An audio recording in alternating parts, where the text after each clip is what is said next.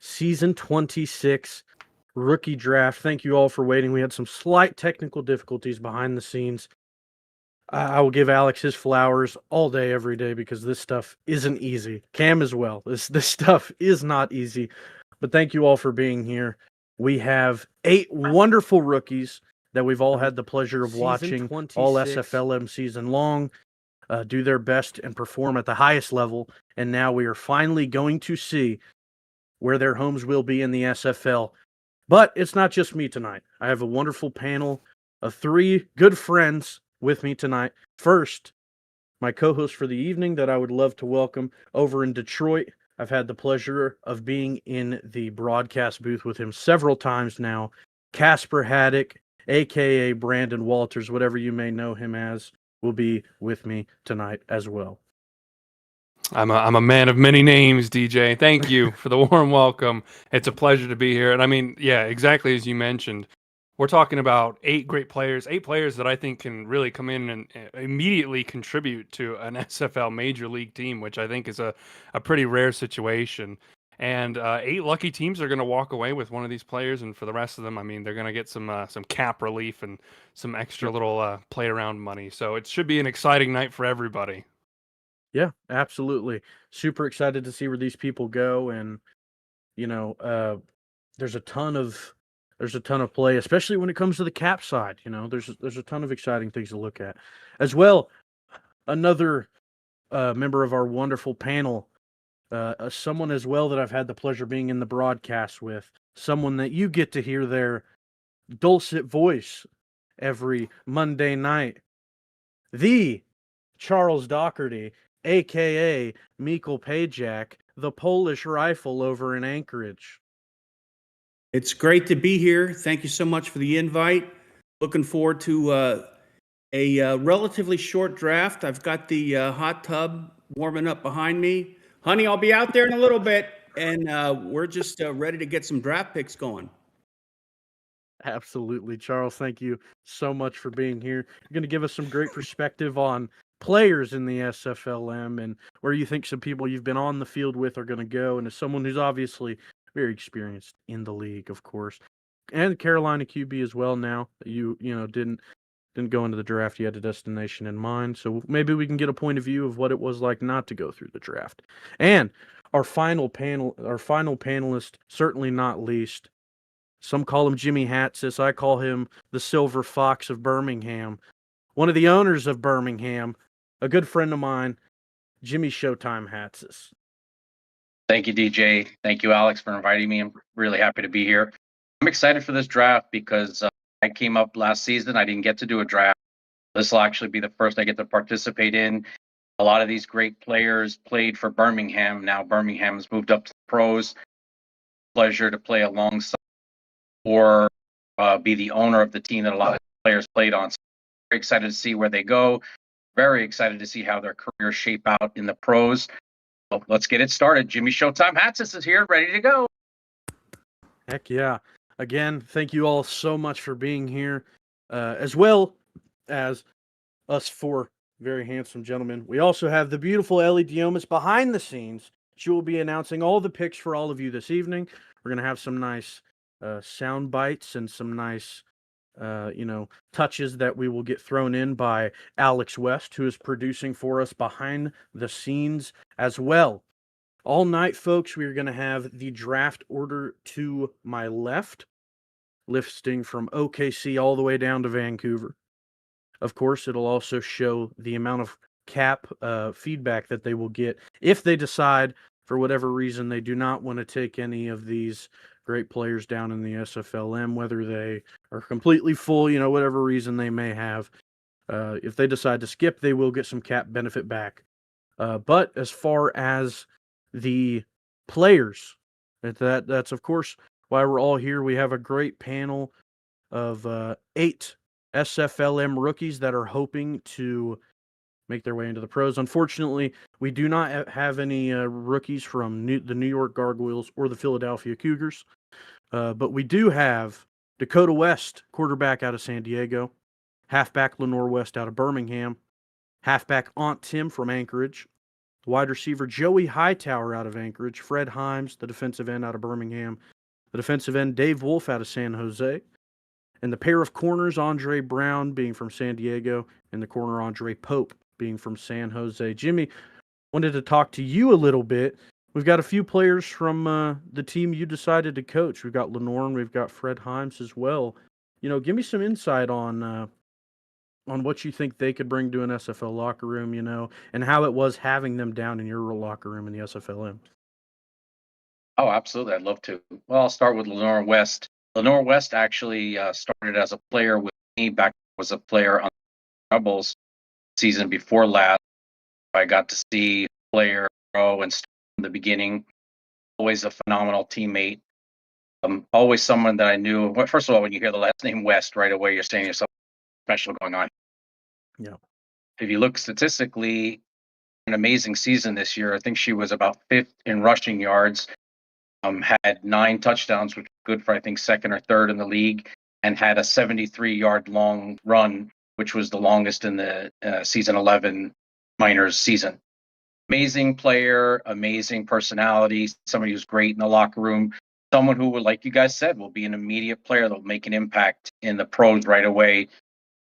The new system with the minors has been improved and tweaked by Alex and now carried on by Ellie to make these players impact players right away. I think that if anyone doesn't know the West family, you'll be very excited to know that you have a West on your team. I would love that. And I'd love to have the experience to be with someone who has done that. So I'm looking for Lenore to land on a team that'll be very happy, excited to have another running back. And, with ability for running backs a lot of times to share time because of the fire out a little quicker than other players, be a good 1-2 punch for. And then moving on to Fred Himes, a player that played on the defensive end, Birmingham this past season, did an amazing job. Also, a very locker room personality, someone who really contributed a lot and played alongside of another defensive end that was one of the leaders. Sometimes you're not seen as much because you're the newer player, somebody that comes along and you don't get the spotlight right away. And I always applaud someone who doesn't get mad or doesn't worry about being in the spotlight at all times, and that's the kind of player you get.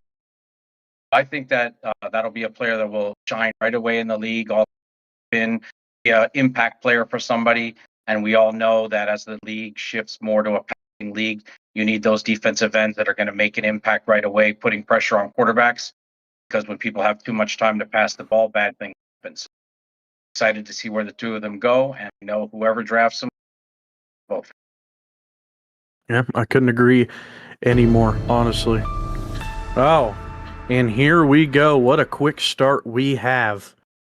That is the sound of a pick. So what I'll do now is I will kick it over to the new SFLm commissioner, Ellie Diomas. Well, thank you, DJ.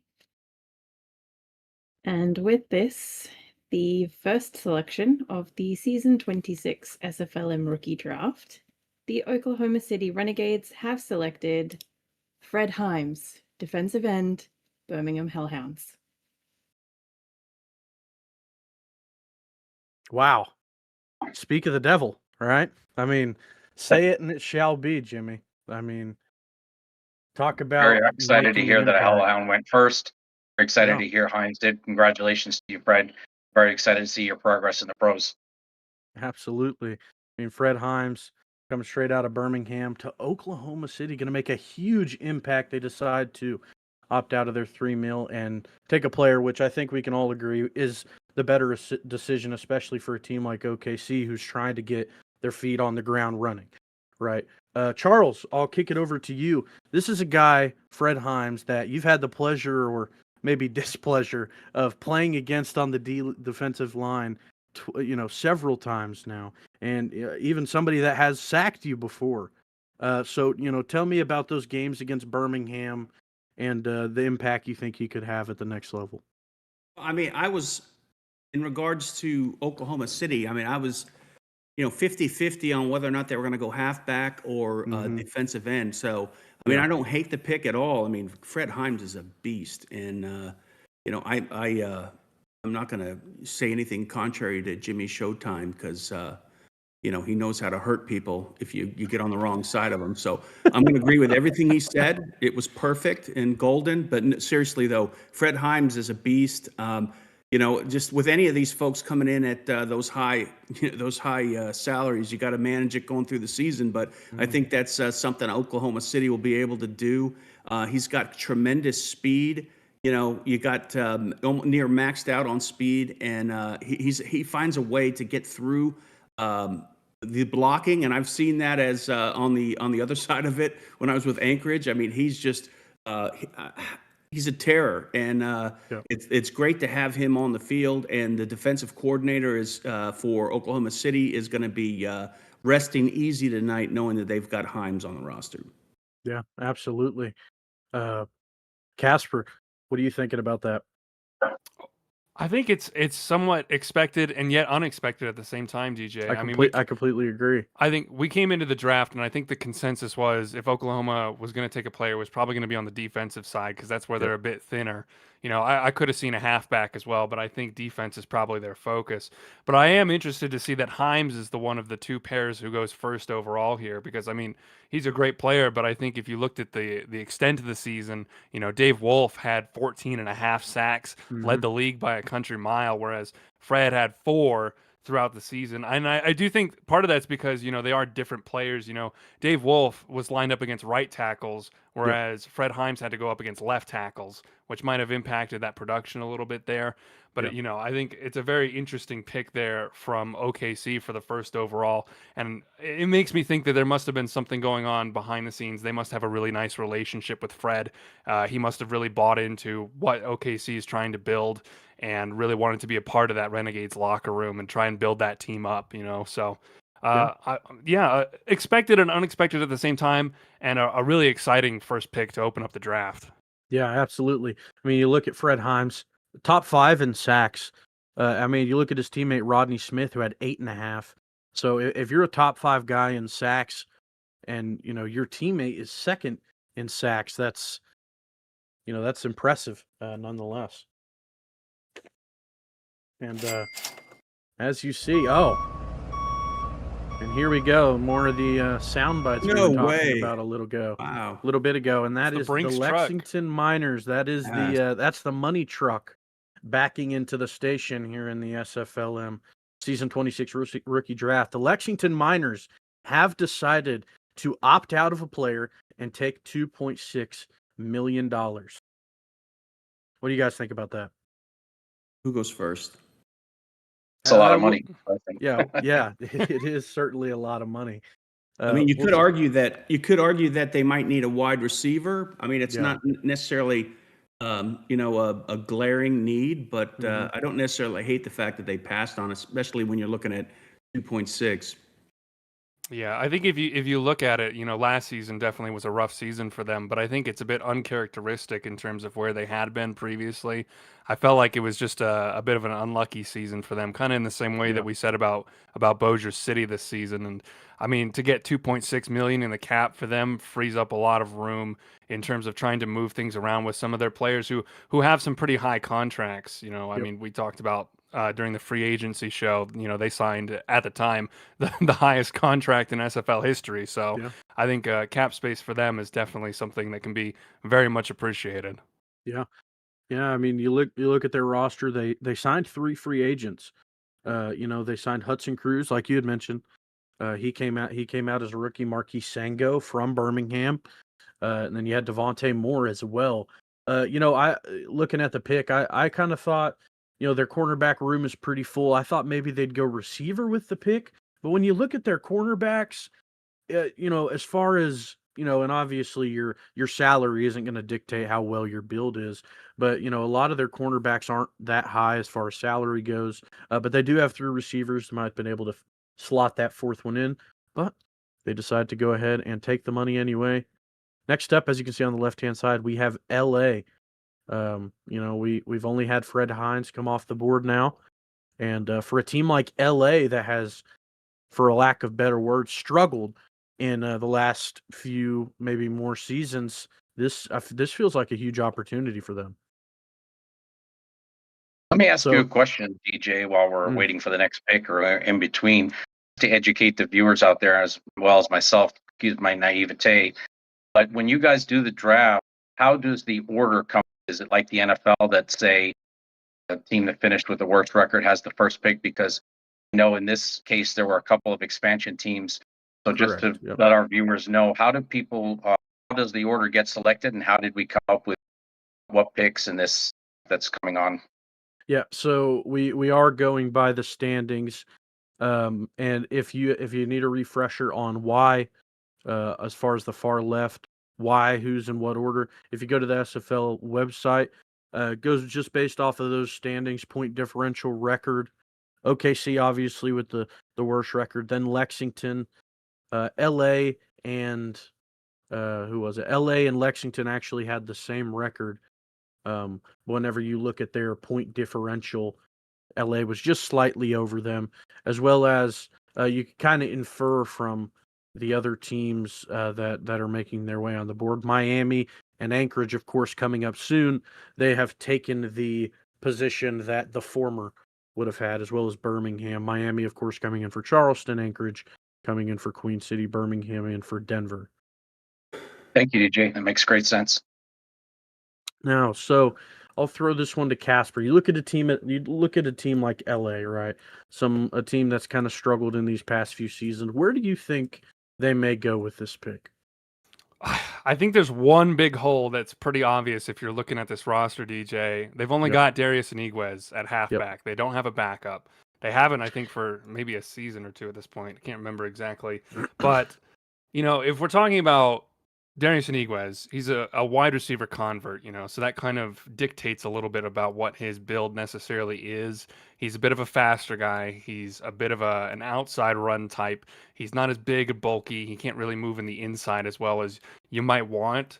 Yeah. And I think if you're looking at that in terms of what he can do and what he brings to the team, one of these two halfbacks, either Lenore West or Ant Tim, I think either of them could be really great picks to kind of fill a big need there for the Lycans, because they kind of need someone who can be that number two, or potentially even in situations be that number one and handle some of that workload. And if I had to pick one to kind of look at, I would go for Ant Tim, because I think it fits the profile slightly more in terms of what they need at that position. Charles is giving me the thumbs up, so I think I've nailed it on the head there. Yeah, to kick it over to Charles, one of these running backs is from Anchorage, and one of these running backs is from Birmingham. So I think I kind of know your two stances on who you think should get taken. But Charles, humor me. Let me hear some of your opinion here. I mean, I've heard great things about West. I'm not trying to minimize her ability at all. I haven't had as much experience with West as I have with Tim. But all I know for Tim is that when we're in tight situations in game, he manages to do what he needs to do. He's 5'10", 182, not the biggest halfback in the world, but manages to find ways to succeed. And that's what you're looking for a halfback. And I believe he's a two-time champ in the minor leagues as well. So he's got experience, in the bright lights. And, he's also very I hate to say this because it's so cliche. Everybody says, hey, they're great in the locker room.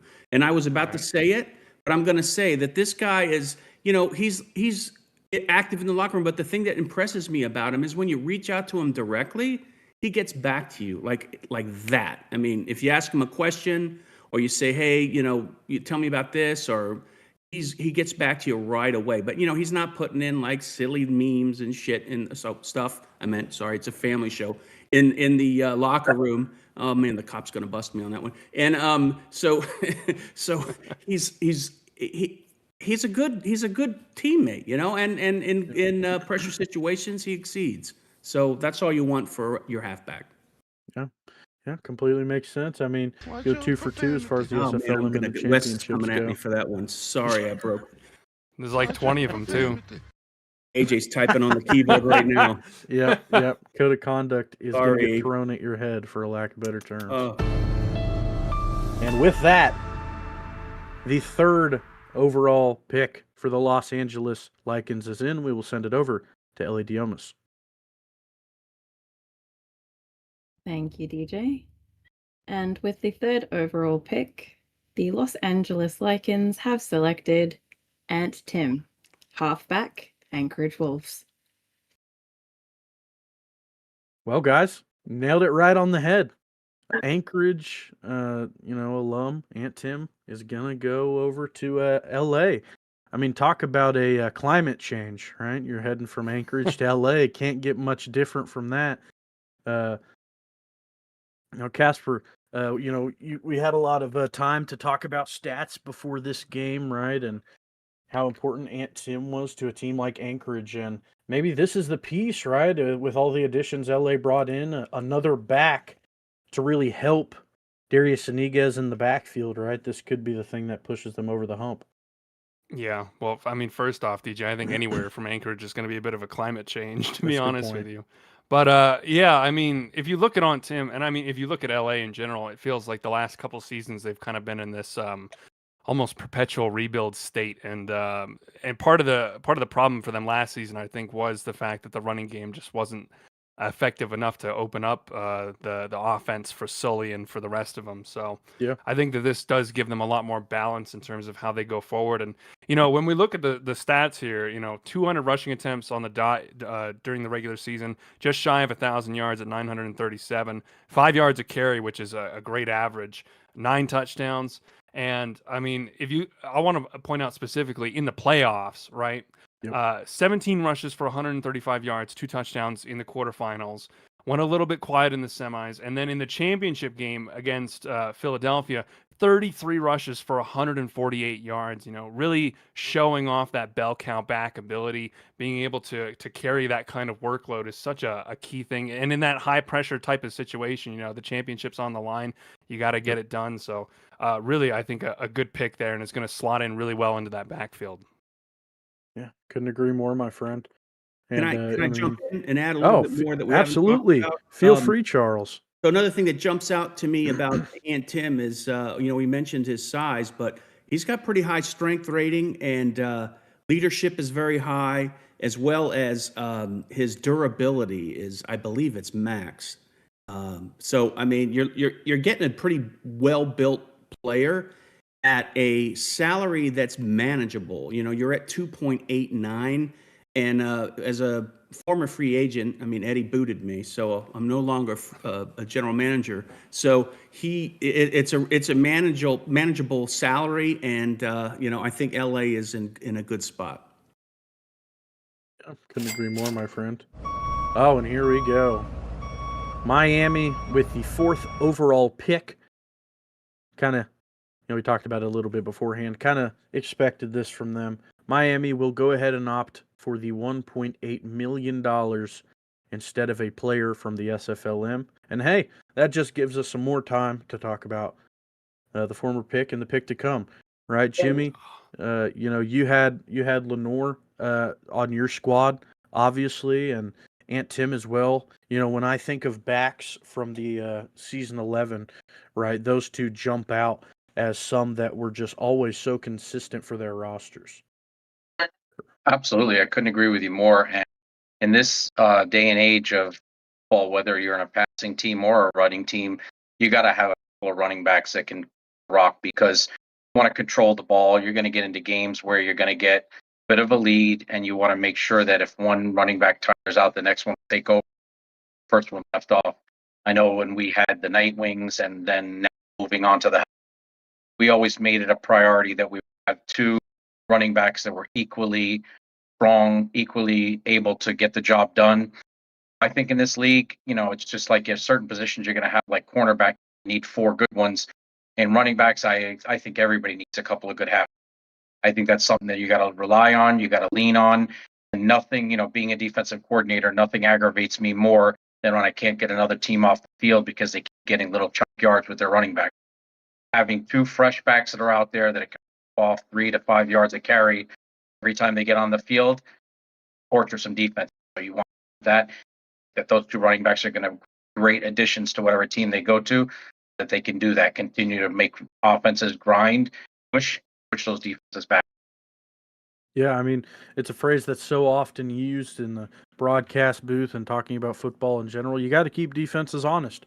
Otherwise, they're going to eat you up. We've seen that happen to teams, and we will for the rest of the time, I feel, because that's just a part of the game, right?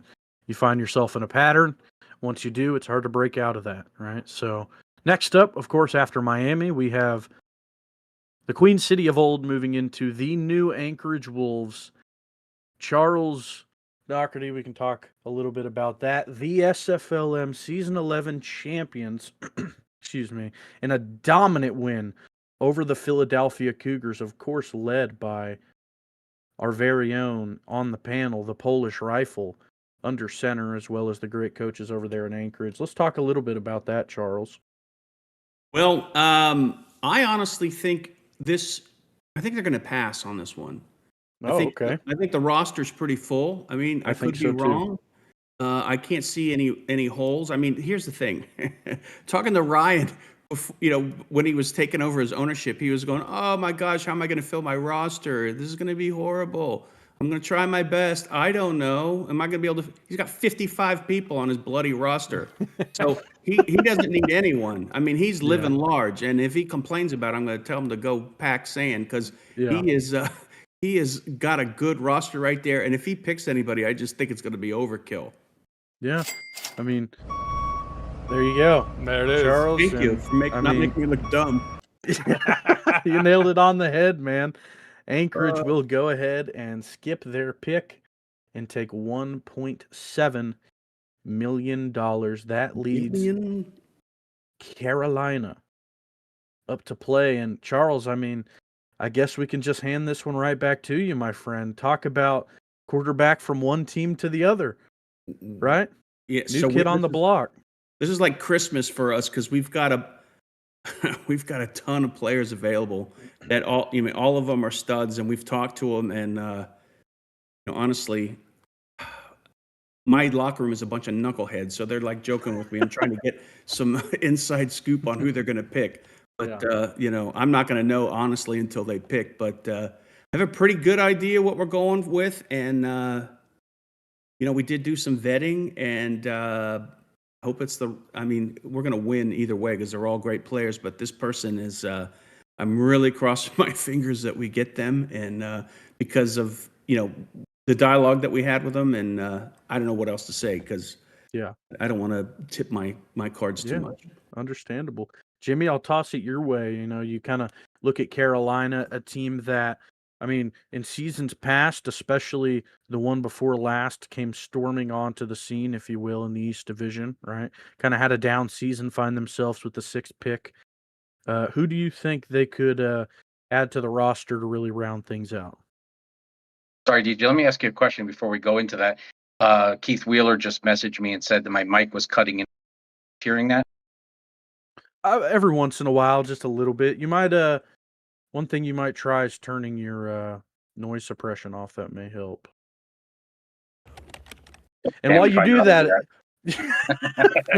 hey, if you, it's not too noticeable, I don't think. I hope not. Okay. If you want some time to try and figure that out, I can kick it to Casper, or you could just answer who you think they could pick up. Okay. Let me take a quick look. This is Carolina Skyhawks we're talking about? Yes, sir, it is. Okay, perfect. Remember, like you said last year, that was one of our losses actually with the Nightwings. That was unexpected. I know they had an up and down season. And looking over their roster right now, I think the first thing that, at least to me, that's glaring, and I know I am kind of a little bit biased because I'm a defensive coordinator, is I see only 2 corners. I know we have 2 in this draft. When I first took over the defensive coordinator of the Nightwings, it was a nightmare we only had 2 cornerbacks first pick team, filling in linebackers at cornerback positions and other players is a real pain. So I do see that they have an extra free safety that they can push in there.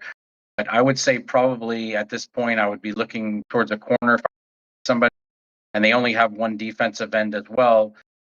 It looks like offensively they're kind of in pretty good shape, maybe a 4th wide receiver, but they have an extra tight end and their line looks full. So I would lean towards defensive for Carolina if they're looking to take a player and grab one of those great defensive players up there. Yeah, man, that's some great insight. Yeah, I completely agree with you, and we will find out. With the 6th pick, Carolina is deciding to choose a player. We will send it over to our SFLm commissioner, Ellie Diomas, with the pick. Thank you, DJ. With the 6th overall pick, the Carolina Skyhawks have selected Andre Pope, cornerback, San Jose Flight. The San Jose native Andre Pope has been selected and is going over to Carolina. Interesting. You know, I was kind of looking a little bit beforehand of who I thought, you know, if someone was gonna take a corner, who it would have been. And you know, I was kind of leaning. It was, you know, they must have, you know, like you all had said earlier, there must have been some talks, and I would love to know those. But of course, we will never know. All we will know is our opinion on it. And Casper, I'll start with yours.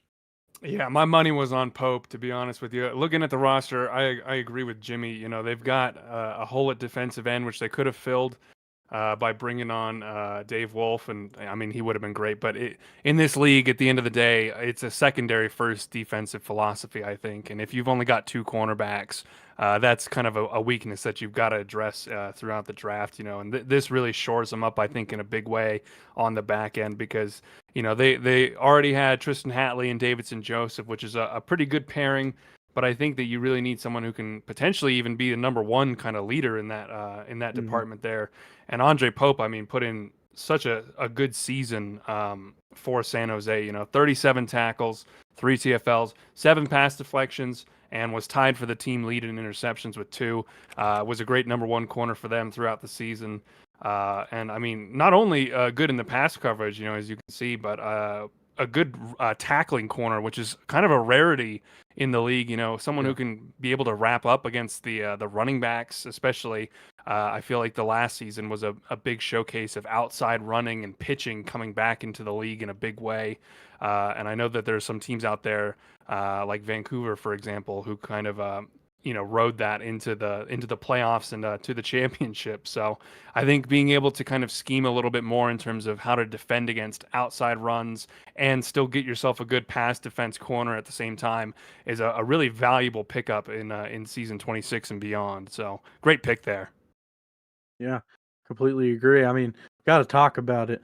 Charles, I saw the nice victory dance over there. I'm assuming Carolina hit the home run you were hoping for. Oh my gosh, that's the guy, man.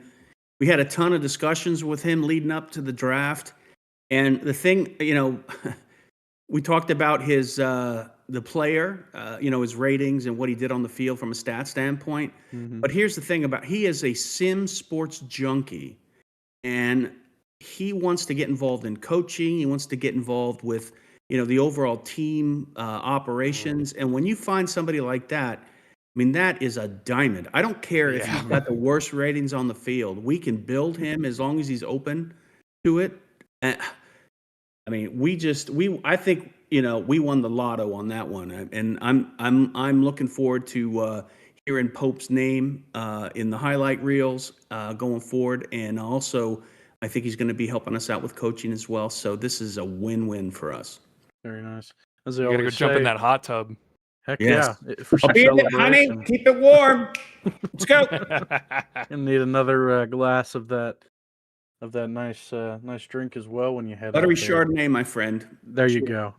I get the cheer. This is for Andre Pope. Yeah, for Andre Pope, absolutely. By the way, Yeah. you're welcome, Charles. That's twice I've talked about players and they got drafted right after I There talked. you go. There you go. I was going to Nostradamus. say it too. I just Magician. You I are a didn't magician. get in. That's why they call you Showtime. That's There you right. go. And Cam told me what to fix on my sound, so I'm a little it out. Heck yeah. Oh, and there we go.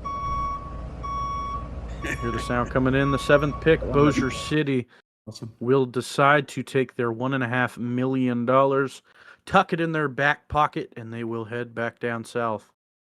Coming up next, the Albuquerque Adams, a former SFLm Titan. I can't imagine any team that could benefit from a minor league player more than the Adams, really. I mean, for Christ's sake, we named the Coach of the Year award after their coach, right? I mean, when you look at a team like this, Casper, who do you think what position you think they could bolster up at, if any? That's a good question, DJ. Looking at the roster here, I mean, they're also a team that's only got 2 contracted corners, Daniel Valentine and Amar Bryant Jr. So that's definitely a spot that I think they might look to address. At the same time, you've got 3 defensive linemen here. 2 of them are already DNs, Chris Porter and Leo Jefferson. But, maybe if you wanted to get Dave Wolf in there, you might be able to move someone into a tackle position and kind of work it out that way. And I mean, Dave Wolf could play tackle himself. He's 330 pounds, 6'8". So, I mean, he would fill those interior gaps very nicely indeed. But I feel like you might be missing out on a bit of that pass rush production if you did that. Again, it feels like a team that I think would benefit the most from a defensive pick. And I agree with you. I think outside of Oklahoma City, I feel like Albuquerque right now and maybe Florida are probably the teams that would benefit the most from getting to pick a player here because their roster is looking a little on the thinner side now. I think we saw some of their team get spread out throughout the league in the free agency period. So it would be good for them to kind of rally back and get a new player in. Yeah, absolutely. I mean, you look at their roster, like you said, 2 corners definitely could have some help on the outside. Jimmy, any insight on who you think Albuquerque may be going with? I'm going to agree with Casper. I think, again, looking at the team, the roster, when you go down, you got another team that's got a solid quarterback, 2 solid running backs. They look good at wide receiver. It's really one of these type of play teams where you look at it a defensive standpoint, you say to yourself, they are going to have to kind of shift players around as it is already. Look, you've got the 2 defensive ends and only 1 defensive tackle, and even when you're down goal line, you need another defensive tackle. So you can always use full line of scrimmage. And then you got 1 outside linebacker and 2 inside linebackers. That's something else that might be rotational basis. I think that they're going to be using a lot of penciling people into different places, but at the end of the day, I agree with Casper that you quarterbacks in this league, at least the way I feel, what I've seen over the last couple of seasons, everyone's trying to spread you out. Everyone's trying to make you stay honest against the pass. When I first came into the league, there were a lot of interceptions. People have kind of toned it down now and gotten a lot more efficient on it. I think from your first corner, your fourth corner, there really can't be a big drop off. So playing at people out of position can be a partial solution, but if I can get, I think Charles said it best, somebody and I can groom them to the way that they should be. And we love doing that, in our organization, bringing people in and basically having, if they have an open mind and we can say, look, these are things that you'll want to improve to make your player better. And you can increase them and make them a better player and they can work their way up. What better feeling is there than being on a team starting as corner, say 3 or 4, and moving yourself up to the first or second corner on the team? And, we always encourage with our teams, we would never hold anybody back. If you get onto our team and you grow and you become, a number 1, and we've already got a number 1, and at that point you're ready to move on, we'll help you, find a new home, and we'd be happy. There's nothing like coming into the SFL and growing as a player and becoming better and eventually saying, you know what, it's time for me to shine. They need a wide receiver. I'm just saying it. They need a wide receiver. They've only got 2, I think. They've got 3 on the roster, but I mean, they need a third. And if they don't go Joey Hightower now, I'm going to be amazed. You don't think K. Marion Siege Falco is a good enough one too? I'm not saying that. I'm just saying they need a wide receiver. Well, gentlemen, we will find out. That's exactly right. With the next pick, we will kick it over to the SFLm Commissioner Ellie Diomas. Thank you, DJ. With the 8th overall pick, the Albuquerque Adams have selected Dave Wolf, defensive end, San Jose Flight. Wow. I must say, if I thought they were going to take a pick, I did not think it was going to be Dave Wolf. I thought they were going to go the corner route. At the very least, I thought they might go Charles's way and take another receiver. I didn't think they'd bolster up on the defensive line, but they did. I can tell you one thing's for certain: they are better coaches than me over there, because I don't. So they certainly have had their eye on him. I mean, stats wise, he jumps out of the booth. Must have had some talks with him as well. We'll start with you. Charles, this is a guy that you've played against several times now, a guy that sacked you multiple times. He is scary. It's not to say the I'm not least. saying it's a bad pick. I mean, Oh, of honestly, course. I Of was course. leaning in on the wide receiver because they do have Marion and Falco, but I think you need 3 solid wide receivers in this league. Uh, based on past experience with Albuquerque, they've been successful with 3 down linemen or even nickel just for Yeah. defensive backs. I mean, they're very creative. So I'm thinking that I'm not saying it's a bad pick. I mean, they've got 3 defensive ends and a defensive tackle. They're going to have to move some folks around, which is okay. Yeah. It's a win-win. That defensive end is a monster. So, I was just kind of thinking of how I would pick if I was in that situation. So, look, Swole knows what he's doing, and I mean, I think he's going to be successful if he went either way. Yeah, completely agree with you there, Casper. I know you have some fun little stats for us. Let's hear some of that and what your thoughts as well on the pick were. Well, I think firstly, I have some stats that I'm going to go pull from the actual last SFL season. Albuquerque was 18th in the league in passing yards allowed and 19th in the league in rushing yards allowed, over 111 a game. So, near bottom 5 defensively in both categories. I think, that was definitely something that they had to shore up. The offense, to be honest with you, isn't looking much better. They were also 19th in the league in passing yards per game. So I think a season to forget all around for the Adams. But I mean, I don't know. I think, offensively, I think they're good enough. Defensively is kind of where they really needed to shore up. And I mean, if you bring in a guy who I think, definitely was being looked at as potentially the number 1 overall pick in the draft, and Dave Wolf, falling as far as he might have, to get to Albuquerque in the first place, that might have been too good to pass up for them. 25 tackles, 13 tackles for loss, 14 and a half sacks. That's the big number that jumps at you immediately. Led the league by a country mile. Number 2 was Rodney Smith. He only had 8.5 across the season. 1 pass deflection, 1 fumble recovery.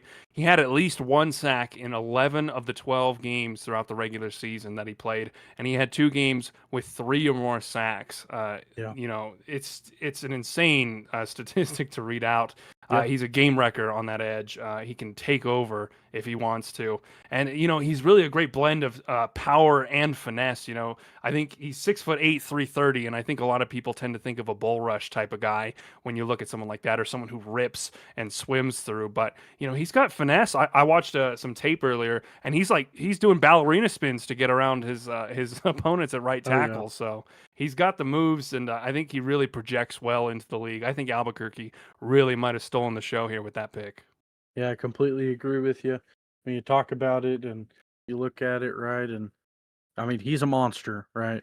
I'm the main decider of the awards down in the SFLm. Of course, I have people that help decide those decisions and give their input. But Dave Wolf as Defensive Player of the Season for season 11 of the SFLm was the easiest one I made. It was surefire. It felt from week 7. I mean, he was a monster. Jimmy, you can tell us a little bit about how it was game planning against a guy like Dave Wolf and how, you think that'll translate up into the SFL. Yeah, I'd like to start off by what Casper, which is can't have eye-popping stats like 14 and a half sacks and look away from that. Yeah. A lot of times, you'll have players out there and you'll say, there are people who say, is it the locker room presence most important, but is it the attribute distribution the most important? But stats are stats. Somebody's pulling in 14 and a half sacks, you can't look away from it. So I agree, this may be the steal of the draft. We'll see down the road, because sometimes, it's the coaching or the players that are around you that play to. I can tell you right now, I've been coaching now a few seasons and I couldn't get anybody to 14 and a half sacks. It's a very high praise for what Dave Wolf was able to do. I agree with you that it was an easy decision to pick him as defensive player season. And there's no better feeling than being a team that maybe steals some like this lower in the draft, and then you have him come in and play, be an impact player, and look at those teams that passed and took money instead of taking a player and you get the move on. But as you said, DJ, during the seasons, somebody hard to game plan against. This game is not as easy in real life where you can double team somebody or blocker on somebody. Sometimes you just had to try to change your game plan to reflect quicker getting the passes out, running away from that player, maybe trying not to use your plays that develop as long as they usually do, so he doesn't get in there and make pressure and problems. But I think that he's going to be a great player. I think statistically he's an eye popper. You say, why would somebody in this position? At the end of the day, defensive ends and getting sacks is one of the most important things that makes a defense chug along, because you want those picks, you want those turnovers. Where does that all start? Making the quarterback. I think that's going to be a great pick. Yeah, I completely agree with you. And a reminder to someone at home that may not watch the SFLm as much as the SFL, we do 10-game seasons. That's 14 and a half sacks in 10 games. That's not including his postseason sacks where he was still recording sacks. He is a monster. And speaking of the people at home, we will give a quick recap of the picks left to come. We have Dakota West, Lenore West, quarterback and halfback, Joey Hightower, the receiver, and cornerback Andre Brown left to go. Next up is the Minnesota legend, who decide at the 9th overall selection to take $1.35 million rather than decide to draft a player. That leaves us with Detroit coming up on the clock, of course. Casper, you are a Detroit native here in the SFL, so I'll jump to you first out of the 4 remaining participants. Anyone catch your eye? Obviously, of course, if you don't want to reveal too much, it's completely understandable. I don't think it's that big of a deal.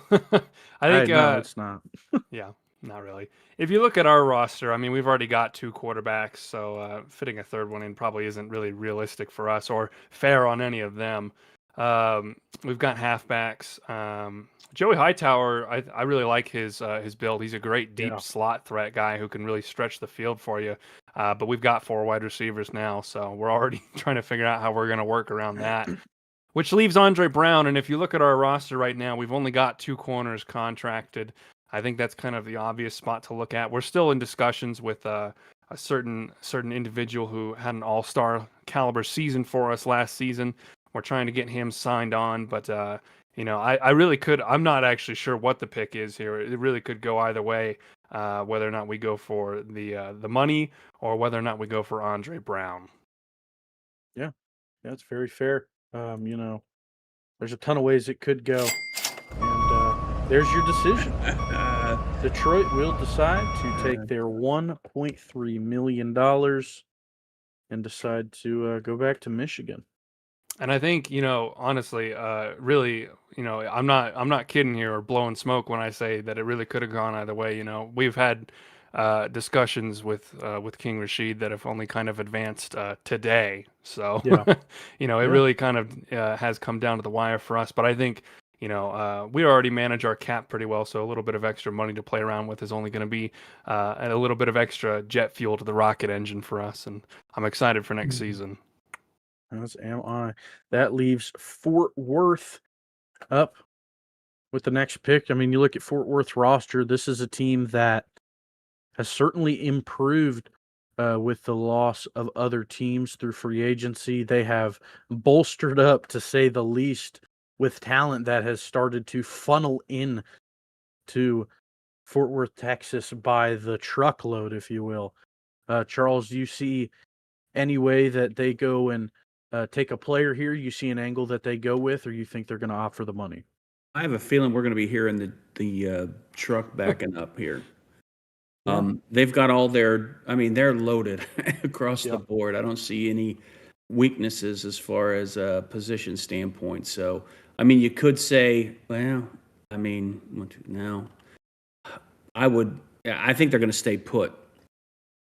One thing we got to keep on the back of their minds is they have quarterback Scar Patterson. This is a team with 1 quarterback, and that's Scar. Do you take the ultimate, insurance policy? They don't. They go ahead and decide to take their money, and they go back down south. Yeah, explain that one. Explain that for me, DJ. What's an insurance policy for Scar? Yeah, so $1.25 million. They'll take that instead of the insurance policy that is Dakota West, right? I mean, Yeah. you're playing a game, let's say your quarterback breaks their leg, right?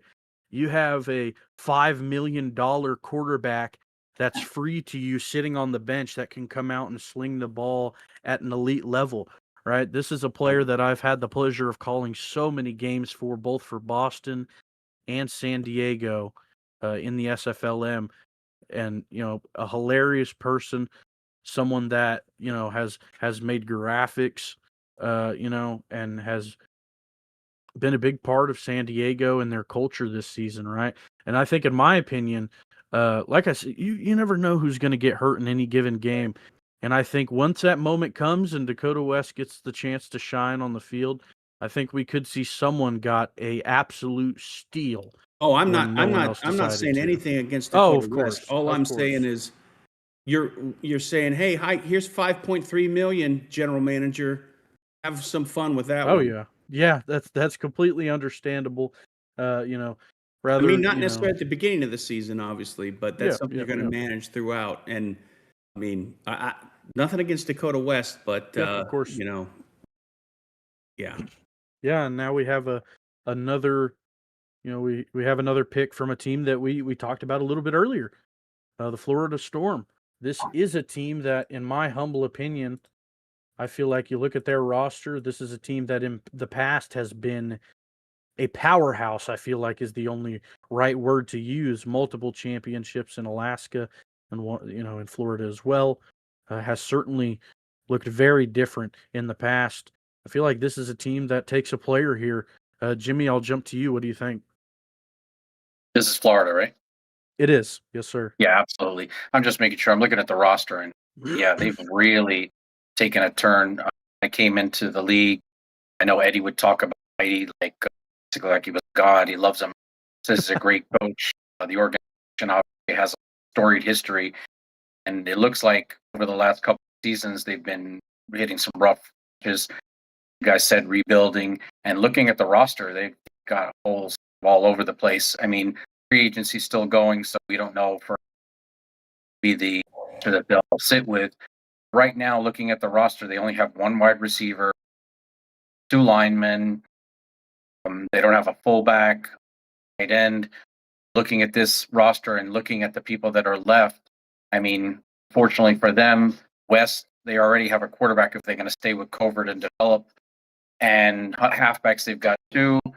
I would have to say the obvious choice here would be Joey High, beast of a wide receiver.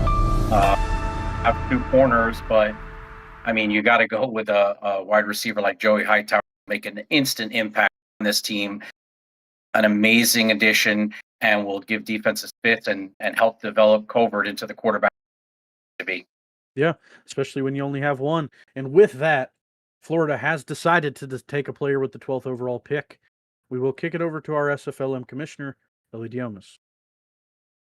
Thank you, DJ. And with the 12th overall pick, the Florida Storm have selected Joey Hightower, wide receiver, Anchorage Wolves. I'm resigning right now. That's it. That's the peak. Yeah, absolutely. I mean, I think we all can agree. I mean, it felt like the right decision, right? But Anchorage nailed it, right? You're getting a guy, Joey Hightower, who, again, I've had the pleasure of calling a lot of games for in the last 2 seasons, was over in Boston, made his way over to Anchorage, played with Charles. And, man, he's fun to watch. A big body that makes catches in traffic. Charles, talk a little bit about him and, what he brought to Anchorage last season in the championship run. So Joey Hightower is special to me for one reason. He's my first passing touchdown, and DJ, you never forget your first, right? Am I Never right? forget your first. So he's he's been very reliable. I mean, again, I said the same thing about Aunt Tim. He's one of those guys where it's 3rd and long. Hightower steps up. He runs a perfect route. He's open and makes the quarterback look good, makes the team look good. He's someone you want on your team. I mean, he's not honestly from a activity standpoint. He's relatively active in Discord, which is great. But I think he's someone that you need to kind of cultivate, and he's going to be a superstar in this league. Yeah, I completely agree with you there. I mean, we talked about it. Jimmy nailed it right on the head. And, as someone who, played against Jimmy several times, in talks of against Anchorage, right? And, they were in Boston even whenever you were a corner, right? Talk a little bit about Jimmy and, his build and, because he's pretty dang good on the field as well, and, what he can bring to a locker room. Oh yeah, absolutely. Playing like you said as a corner against a wide receiver every day in practice and getting those sims done and getting to see what Hightower could do. I knew that Hightower would be something special along the way, and I think this is a great addition to a storied franchise. Like I said, that's on the rebuild, trying to make themselves become the same team that they once were, living again. They already have the coaching staff in place. They lost that. Now it's just a matter of building up the team. And there's nothing better also bringing in young, hungry rookies, people that want to be a team, have no experience anywhere else. Now they're learning that winning culture Florida brings. I think this is going to be a perfect fit between Hightower and Florida. Can't wait to see them blossom there. Yeah, completely agree with you there. Casper, I mean, talk about a little bit about Joey and, how he's been able to produce as far as stats go, right? And someone, we've talked about can make an immediate impact at this level. Yeah, I mean, he's a great wide receiver. He was kind of the number two behind Kevin Parker in that Anchorage offense, but still 42 receptions, 716 yards, 5 touchdowns across the season. Went 7 for 133 yards in the semifinals, and then 2 catches for 53 yards in the championship. He's a big, deep threat. He's 17 yards per reception. His long in the season was 71, which is, I think, fourth in the minor league last season. He's got the ability to take a top off of any defense, and that's a valuable thing to have as the league is kind of moving, as Jimmy's alluded to, more towards a passing first attack. Being able to stretch the field and go deep is a very valuable thing to have on your team. But also, from Joey's perspective, you get to go to Florida, excuse me, and you get to be with a coach like Mighty, who is one of the best coaches in the league. And to kind of personalize it to me a little bit, I got to play with, when I was in the minor leagues in Chicago, I had Bobby Tarantino on my team, great wide receiver, and he was drafted to Florida as well back in season 22. And so when he went there, I was really excited for him because he was joining a big team. And the growth that he's had over his career so far has been amazing. And now, he's posed to be one of the head honchos in the receiving game over in Chicago. So we're talking about a team that knows how to get good builds for players, that knows how to take these rookies and build them up to be real big contributors. And when you're coming into the league already with an extra step ahead, like all these rookies, I think, kind of are, it really just makes things a lot easier for Joey to kind of come in and immediately be the number 2 wide receiver on Florida, be an impact player for a storied franchise. And I think he's going to do really well next. Yeah, completely agree with you there. Yeah, no, talk about next up on the block, Chicago. The Warriors have the 13th overall selection. Of course, we talked a little bit about who's left on the clock, or on the block, excuse me, with Joey Hightower being scooped up. You have Dakota West from San Diego. You still have Lenore West on the clock from Birmingham, as well as Andre Brown over from San Diego. We will find out. They will be taking a player over in Chicago. Will this cornerback room grow even more? We will find out. Let's kick it over to our SFLm commissioner, Ellie Diomas. Thank you, DJ. With the 13th overall pick, the Chicago Warriors have selected Andre Brown, cornerback, San Jose Aces. Heck yeah. I mean, talk about the team that keeps on growing. I love it. I mean, you look at this team, right?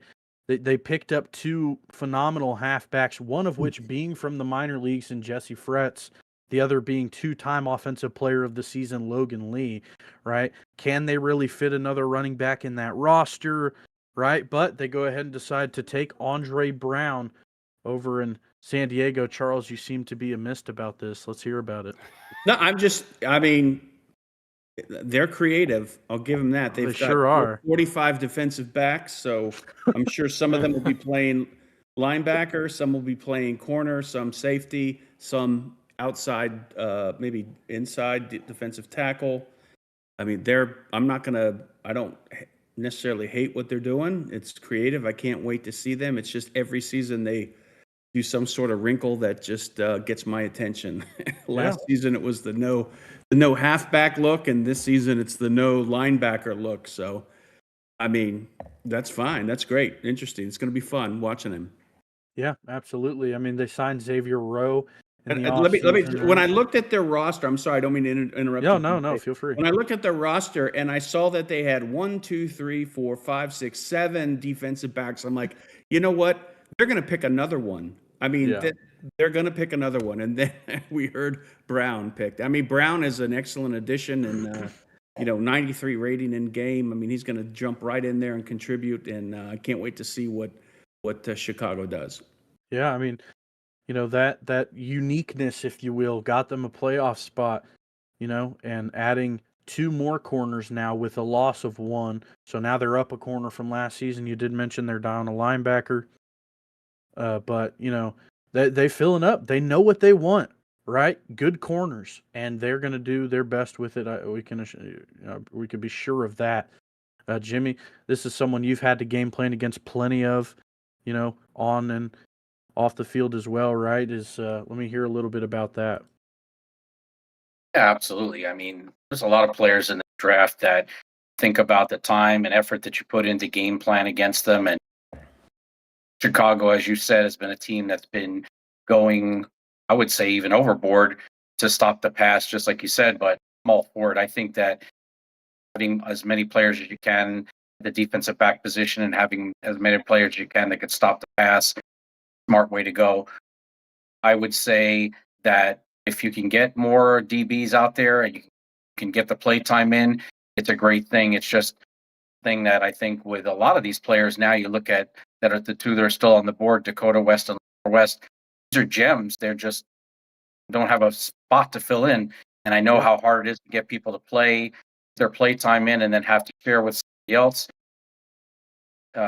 One hand, a shame that the players aren't able to find a home earlier than they are, but on the other hand, just like the NFL, sometimes it's great. You get to fall to a great team. So hopefully these gems will be able to fall onto a team, pretty good team right out of the gate, which is great for them to have experience, have success right out of the gate. Yeah, I mean, you look at them, right? You're getting a $6.6 million halfback, or you're getting a $5 million quarterback, right? And one thing you look at when you talk about the draft is, who are we going to get in as a rotational piece? Lenore West or Dakota West could hop in an SFL team right now and be a starter, right? I mean, if a team wants to take a shot, now is the time to do so, and your decision doesn't have to be made right now. This could be something a few weeks down the line, something ain't working, let's make a switch, and the rookie pops off and does some good for you. Casper, we haven't got to talk to you about that last corner getting taken off the board. We talked a lot about defensive players as we thought that's who was going to be the main focus for those first few picks, and it kind of was. So let me hear your thoughts on that, especially in a loaded secondary that is Chicago. Yeah, well, I think Charles touched on it and maybe sugarcoated it a little bit. Quite frankly, they pull out some crazy BS every single season, and hey, if it works, more power to them. And they're going for it again here this season. You mentioned they lost their only contracted linebacker. I wonder who that might be. But they're going full in on this idea that Mike O'Neill has about really loading up in the secondary and working everything out from there. It rhymes with Smee Pilpanen. I wonder who it might be. Maybe he's in the room with us tonight. He might be. But yeah, I mean, Andre Brown, a great player, to go over the stats, 26 tackles, 2 tackles for loss, 2 pass deflections, and an interception across this last season in the minor league. A good number 2 corner for the Aces behind Ness Genkel.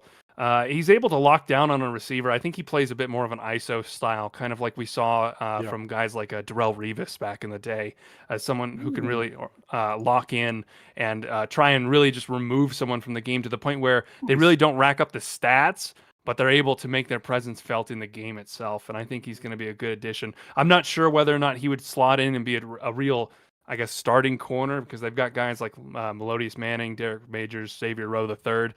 So he might be a bit more of a gadget guy that they kind of move around again. He's Revis Island, man. He's going right out there. Well, maybe not this season, but if he develops that way, hey, if he develops he's gonna be playing somewhere. No, he That's is for sure.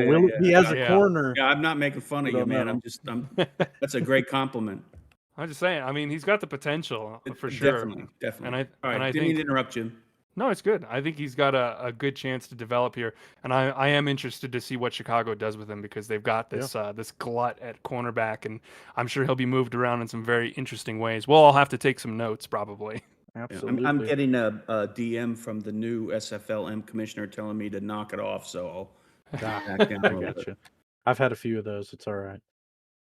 Coming in at 14. Oh, here we go. Pittsburgh, the Riverhogs, who had a absolutely phenomenal season last season.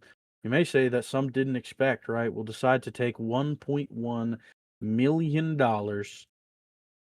and they will pass it on to the Arizona Scorpions at the 15th overall pick, right? You look at the last two on the board, Dakota West and Lenore West. We have a pair of Wests, one at QB, one at halfback. I mean, you look at Arizona. I think if any team has a lockdown or designation at QB, I think Arizona's that team, right? I think they're pretty set. Seems like you have other thoughts, Casper. What do you think? I think we should bring in a running quarterback. I think AJ would love to bring in a running quarterback, because she said she doesn't like running. Yeah, that's fair. I know Eddie doesn't like to see her run. I know that's for sure. He wants her in the backfield safe. I will say in the chat, I don't know if it's Eddie or Ashley who runs the at Arizona Scorpions official account, but they did say if West falls to Arizona. So I'm not sure. Eddie, I mean, sure.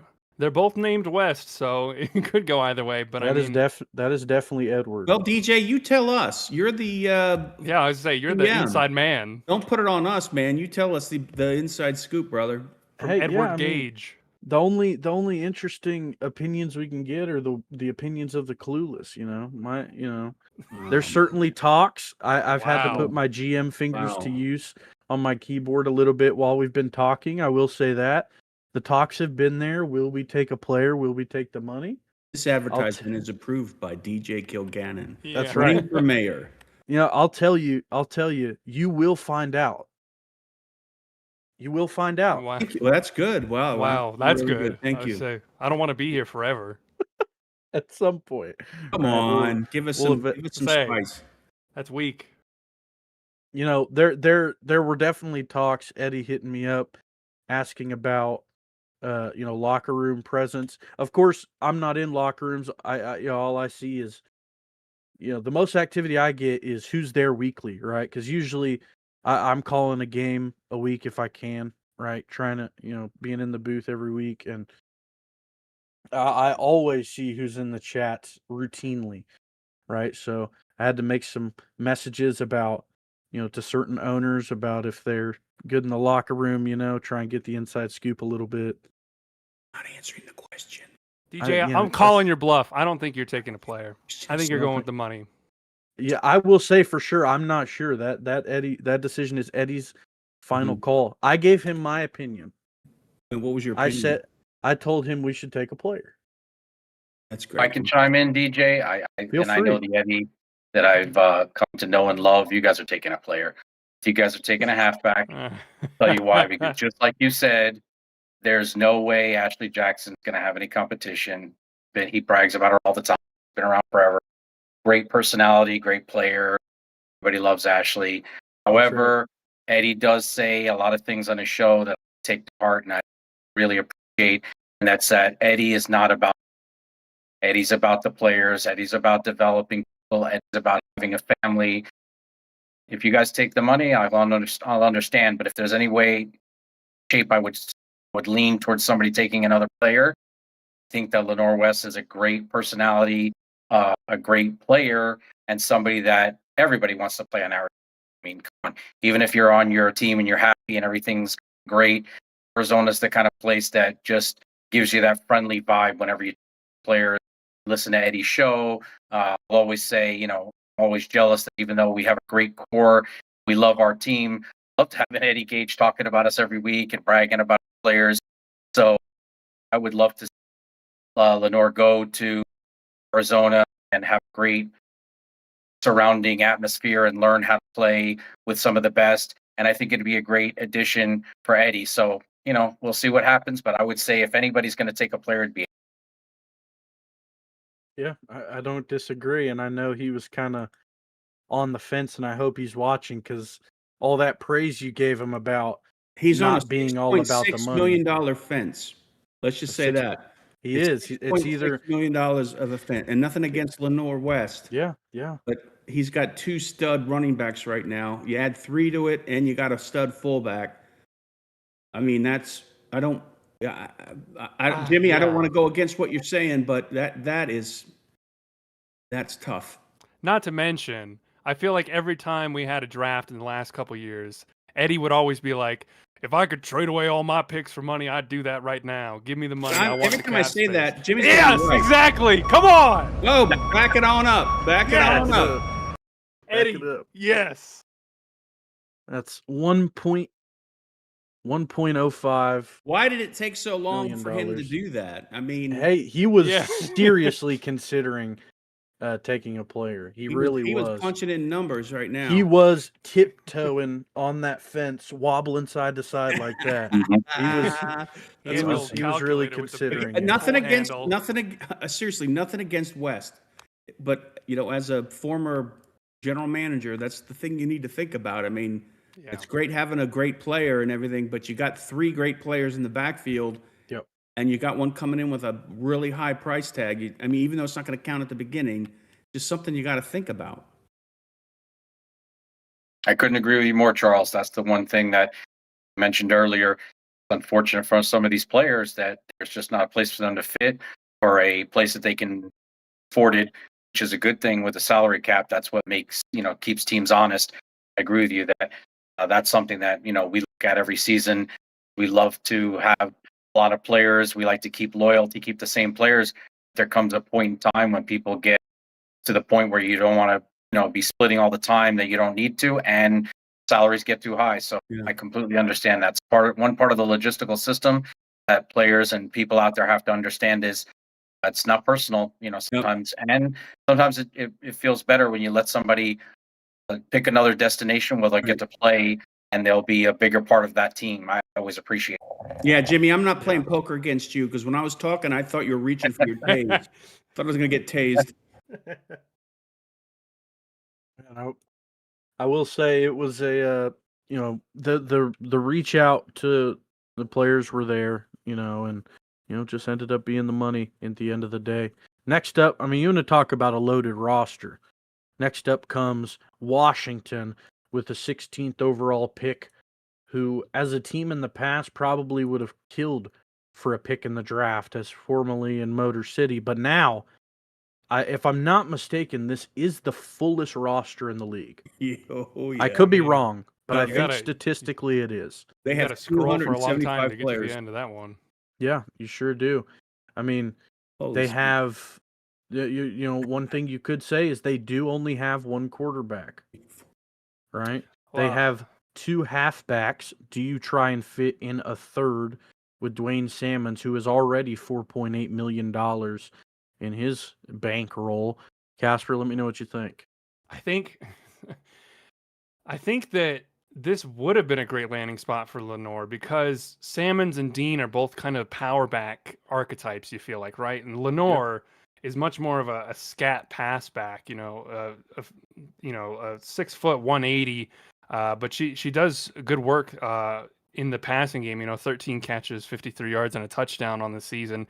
She still puts in a lot of work on the ground as well, obviously, but I think that she would have offered something, a much different dimension to Washington's offense that they could have used out of that backfield to kind of vary up their attack a little bit because, it was very run from them in terms of what they got out of their running backs last season. The only problem is they've got so many players and their cap is probably in such a bad spot at this point that I think, unfortunately, it just makes more sense for them to end up taking the money instead of taking Lenore, even though I think she would fit in really well into that offense. Lenore's going to Birmingham. That's my Heard it prediction. there. Look at it. He smiled. I got a smile out of him. They've That's got yeah. they've got two backs. That was so my it's a thought. Perfect fit for them. That's my prediction. Yeah, Prove me wrong. I personally I would be shocked if Washington takes a pick, but Thump, he's all for the league. If anything, I completely agree with you, Casper. I think Lenore fits in well with maybe some schemes where a more elusive back could be used.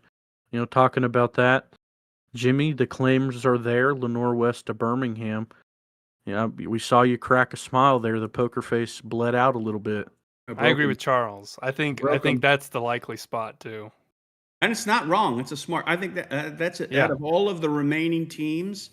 I mean, Damon said in chat that he knows how to work with halfbacks. So if it's not Birmingham, then the pressure's on Damon to put his money where his mouth is.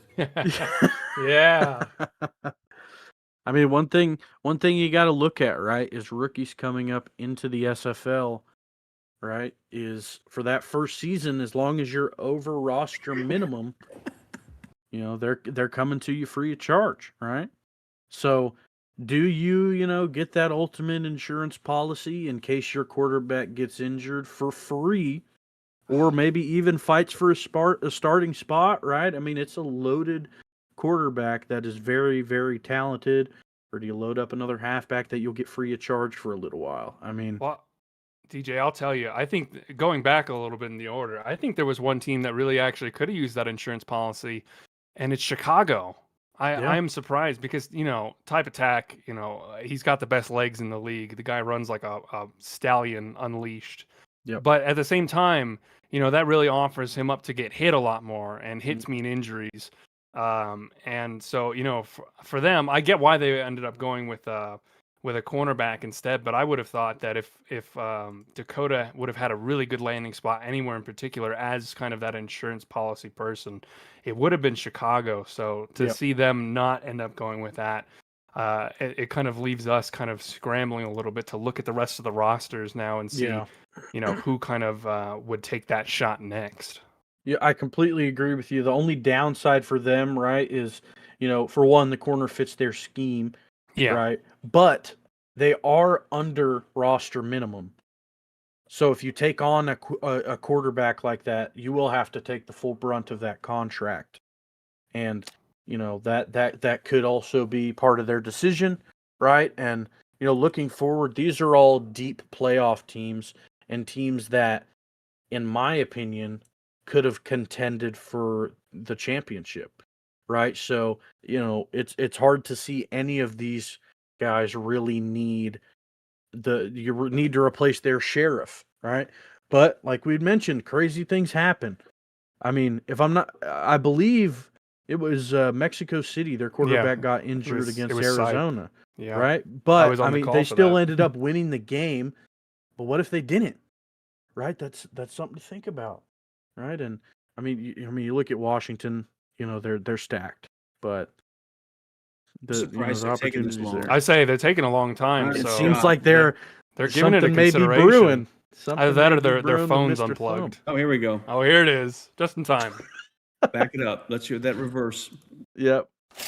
Washington will decide to take the $1 million, leaving all right, Mr. Jimmy Birmingham from the south on the clock. Will they decide to take a pick, or will they take that $0.95 million? Jimmy, I got grilled when Arizona was up, so now it's your turn. What do you think? Sure. I'll give you guys some insight as to the thought process will be for whether we pick a player or the money. Everybody understands. We came into the league, Michael and I try to make a team environment, just like I talked about Eddie and some of the other owners have mentioned. We try to make everything we try to keep our players, the loyal ones, stay with us. We always say you ride or die with us. And if you want to move on, we're happy for you, but we close the door behind. With that being said, when we were on the Denver Nightwings, we had a lot of building. Our players come up to the point where we had so much loyalty in people. We got to point last season where people sharing time. And although it is great to have those extra players or positions, like had when people weren't getting as much play time as they should have gotten. And as we've mentioned, the players that are on the board, you look at right now, we have a quarterback. We just brought in Jordan Goodman, VP SFLm. He's obviously family, and he's not going to have, it'd be tough to have a position for him. Running back, the only reason why, even though I've been singing the praises of Lenore West, is we have Bailey O'Shaughnessy, who led the entire rushing line. We brought in Dominic Kane, who's also a friend or family of Michael Goodman. Now we have those two running backs, and it wouldn't be fair to Bailey to bring in more competition when first season that we did bring in somebody, we brought in Salmons, and it was tough splitting up those carries, and that's on Michael Goodman. He runs the offense. I know how it can be, keep a lot of mouths fed and a lot of people happy. So not to belabor the point, but we'd love to have, I think those are really talented players, but we're running right up against the cap. We're going to go 34 players deep or whatever some of these teams are going, and we want to get everybody as much play time as we can. So wish this draft would have been the first year we had the Night Wings, or one of those years when we did need players. But right now we're in a very good place. We have a lot of loyalty with the people that we brought over to take in the cap. Jimmy, you could have just said pass, and I'd be in the hot tub in about 5 minutes. Holy smokes, that was like an inaugural address. I love it. I love we got it. a lot of I mean, we I'm got a just lot of kidding. I'm politicians messing in with here tonight, I'm Charles. messing with you. I'm just can't tell. He's getting angry at me. Yeah, I mean, I completely get it. You look at Birmingham, right? You look at their halfback spot. I mean, Bailey and the Dominic Kane, of course, coming up from New York, right? Dominic was a monster down in New York. Of course, formerly played with Jordan, if I'm not mistaken there, Jimmy, Yeah. in the first season of New York. I think he was still in New York when Jordan was, as well as Michael and going into that offense, right? And I mean, Bailey O'Shaughnessy. I mean, you think of Denver and now Birmingham. Bailey O'Shaughnessy is kind of the guy that jumps to the forefront of my mind as far as players and playmakers go in that Night Wings uniform, right? And one thing to talk about. Charles doesn't beat me up about, I know I go on a little bit too much. A little shout out to Bailey. Not only was Bailey, has he been an amazing player, great player, but I think Goodman might have told this story on one of the other shows. I know everybody doesn't get to listen to every show. Bailey O'Shaughnessy, we were at the point where we were almost ready to say, have him walk, not because we wanted to. We felt like it would be unfair to do what we had done to him. Like I said, a season before, we had split time. Bailey is the most selfless guy. Came to us and said right away, I want to win. I want to win with you guys. Do what you have to do. I want to come back. I want to play. So I give the utmost respect to Bailey, not only a great player, great locker room presence, but somebody who wants to be all about the team and not about himself. Shout out to you, Bailey. Yeah, very nice. It probably also helps that he's one of the best backs in the league too. So That's right, of all time. he doesn't really have to worry about those stats rolling in. Yeah, it's a good point. I mean, it's hard to beat whenever you're, looking at teams in Jimmy's the league. loaded. When you If Jimmy doesn't go undefeated, I'm going to be upset. Yeah, I mean, led the league in rushing. It's hard to replace that or try and split carries with that. I completely understand. And we will take a deeper look at these last two players since they are the ones on the board with only a few teams left. Let's look at we'll look at Lenore West first, Casper. I know you have some great stats and great talking points as well to highlight a player that hasn't been taken yet. Yeah, I mean Lenore is a very interesting player. I think fits a profile that a lot of teams are kind of in need of throughout the league. Really, someone who is a balanced back and someone who can not only provide in the ground game, but can also really provide you a threat through the passing game as well. To go through the stats in particular, 176 rushing attempts, 751 yards, 4 yards a carry, 9 touchdowns on the ground, 13 catches, 53 yards, 1 touchdown through the air as well. So double-digit touchdowns on the season, which I think only 1 or 2 other backs had throughout the season. 3 games throughout the season over 100 yards rushing, along a 73, which I think we said was the longest in the league this season for a running back. So definitely someone who's got some wheels. And really could provide a bit of a change of pace that I think teams are looking for nowadays. You know, we've seen in the past couple seasons some wide receivers that have converted into halfbacks and have kind of made that work. There are teams who have kind of based a lot of their offensive philosophy around passing out of the backfield, like Florida, I think is a big example. I'll say it, you know, I kind of have based some of my offensive philosophy from the last season about getting Andrew Gibson work as a pass catcher out of the backfield. So I think it's a role that definitely has a lot of utility value to a lot of teams. And I think that whatever team they end up going to, I think it's going to fit in really well for them. You mentioned that Damon kind of put down a bit of a decree that he can make any running back work. So he's up next on the clock here. And it remains to be seen if he will, as you said, put his money where his mouth is. They've got Tino Sosa and Warren Murray. It's a very good 1-2 combo there. But at the same time, I'm not sure how much of a pass-catching presence they necessarily have out of that backfield. So I could definitely see Lenore slotting in there. I could also see Dakota going in there. Cap might be a bit of a problem. But, you know, for, you know, John Lakeman was retired at one point a couple of seasons ago. So, you know, I know that he's very active in the chats these days, but if there is any kind of a question mark about him potentially wanting to move on, you know, in the near or far future, that could be a type of insurance pick for Houston to make, where they might want to try and secure another quarterback, just in that kind of worst case scenario for them. Yeah, it makes complete sense, man. And you know, like we said, Birmingham going to go ahead and take their they are going to go ahead and take their 0.95 million, leaving Houston on the clock. And like Charles used the phrase earlier, will he put his money where his mouth is? That money being $0.9 million, or, you know, will he go ahead and take one of these last 2 players, right? And Yep. I honestly think these last 4 teams here, Houston, DC, Mexico City, and Vancouver, I mean, these are definitely luxury picks for them, and they don't need either of them. And that's, you know, I'd be honestly, I'm gonna say it, and I'm saying it because I'm gonna be wrong, because I'm always wrong when I make these predictions.